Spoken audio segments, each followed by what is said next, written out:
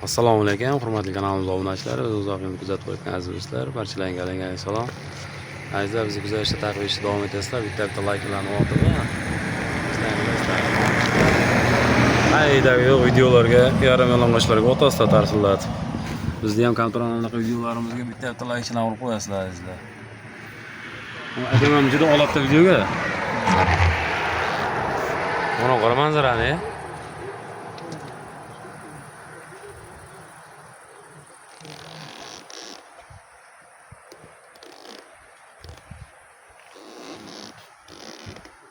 Do'stlar, manzaraga e'tibor berib qo'yasizlar. Hozir Qirg'iziston Respublikasidamiz.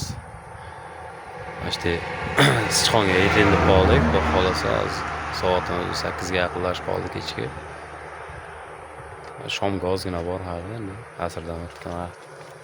Do'stlar, ko'p do'stlar mana bu yo'lda. Shu orqamizga kelayotgan mashina. Mana o'zimizga o'xshagan o'zbekistonlik xo'javatliklar ekan.